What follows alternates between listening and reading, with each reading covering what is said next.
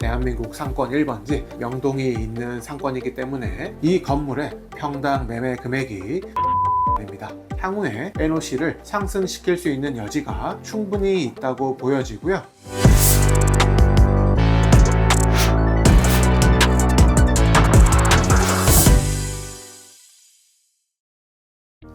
안녕하세요. 청담리시 부동산 김종찬입니다. 1000억 원 이상의 초고가 빌딩을 소개해드리는 시리즈, 오늘은 명동역 바로 앞 대로변에 위치하고 있는 서울 N스퀘어 타워를 소개해드리도록 하겠습니다.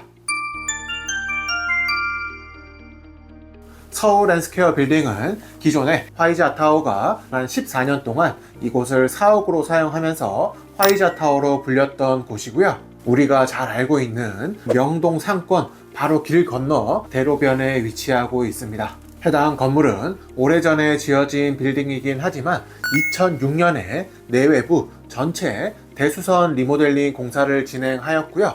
그리고 1년 전 2023년도에 지상 1층부터 지상 5층까지 증축 공사를 진행하면서 또 다시 한번 리모델링 공사를 진행하여서 현재 건물 전체적인 상태는 신축 건물과 같은 아주 수준 높은 컨디션을 유지하고 있는 빌딩입니다. 이 서울 N스퀘어 빌딩이 있는 명동 상권은 누구나 알고 있는 대한민국 넘버원 최고의 상권입니다. 2020년 코로나가 발생하기 이전까지 누구나 부정할 수 없는 대한민국 최고의 상권이었고, 유동인구, 집값, 임대료 같은 것들이 대한민국에서 가장 높은 수준이었고, 정부에서 매년 발표하는 공시지가 같은 경우에도 지난 20년 넘도록 1위를 차지하고 있는 곳이 바로 이 명동 상권입니다. 하지만 2020년 이후에 코로나 바이러스가 나오기 시작하면서 외국인 관광객들이 유입이 전혀 없었고요. 그렇게 되면서 상권이 무너지기 시작하는데, 기존의 명동 상권의 권리금이 정말 어마어마하게 비쌌습니다. 기본 수억 원이 넘어가고 비싼 곳들은 30억이 넘어가는 경우도 있었고요. 이런 권리금을 형성하는 상권이다 보니까 공실은 당연히 없었던 상권이고요.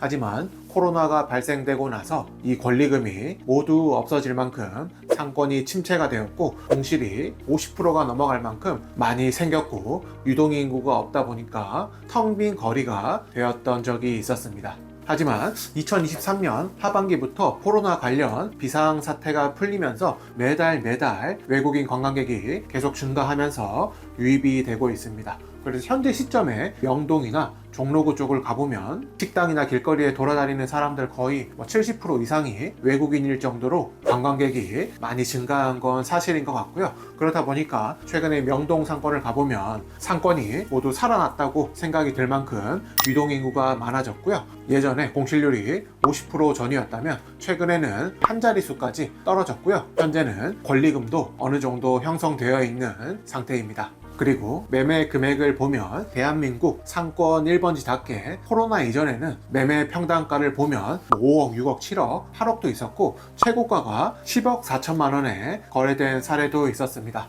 2018년도에 대지 면적 19평짜리가 200억에 매매된 사례가 있었고요. 방금 말씀드린 6억, 7억, 8억, 10억짜리 건물들이 메인 상권 길에 있는 건물도 아닌 중간중간에 끼어 있었던 건물인데 이 금액에 거래가 되었고요. 아마 메인 상권에 있는 건물이었다면 이거보다 훨씬 높은 금액에 매매가 진행될 것입니다. 이 명동이 매매 금액만 봐도 대한민국에서 가장 비싼 상권이라는 걸 알 수가 있고, 그래서 제가 오늘 소개해드리는 서울 N스퀘어 빌딩이 명동 상권 바로 길 건너 34m 대로변에 위치하고 있고, 이 건물의 평당 매매 금액이 입니다. 이 서울 N스퀘어 빌딩은 중구 회원동 3가에 위치하고 있고요. 대로변에 있다 보니까 일반 상업지역과 3종 일반 주거지역이 있는 노선 상업지역이고, 대지 면적은 570평, 연면적은 4,950평, 지하 4층부터 지상 15층 규모의 빌딩입니다.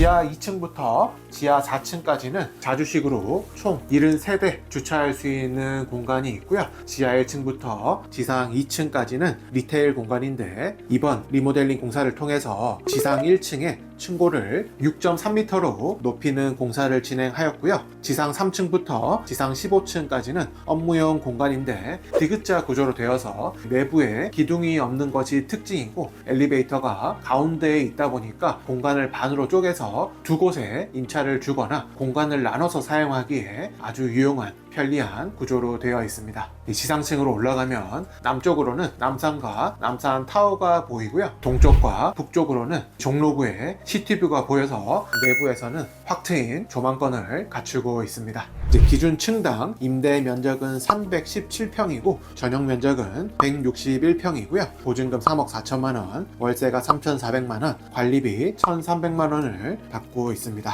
이는 NOC가 한 30만 원 수준이고요. 기존에 이 서울 N스퀘어 빌딩을 사용하던 화이자가 바로 옆에 스테이트 타워 남산으로 이동을 해갔는데, 그 스테이트 타워는 NOC가 38만 원 수준입니다. 이는 서울 N스퀘어 빌딩이 향후에 NOC를 상승시킬 수 있는 여지가 충분히 있다고 보여지고요. 그리고 현재 건물 내 한 2개 층을 제외하고는 모두 공실인 상태입니다. 공실인 상태이다 보니까 당장의 현금 흐름은 발생하지 않고요. 내부에 사용할 수 있는 전용 면적으로 한 2,000평 가량이 되는데, 이 공간을 사업 용도로 필요로 하시는 분들이라면 적합할 수 있는 건물입니다. 아무래도 명동이 있는 곳은 외국인들이 밀집되는 지역이니까 리테일 공간에 외국인들을 상대로 하는 화장품이나 뷰티와 관련 업종의 안테나샵으로 활용할 수도 있고요. 위쪽에는 업무용 공간으로 충분히 활용이 가능해 보입니다.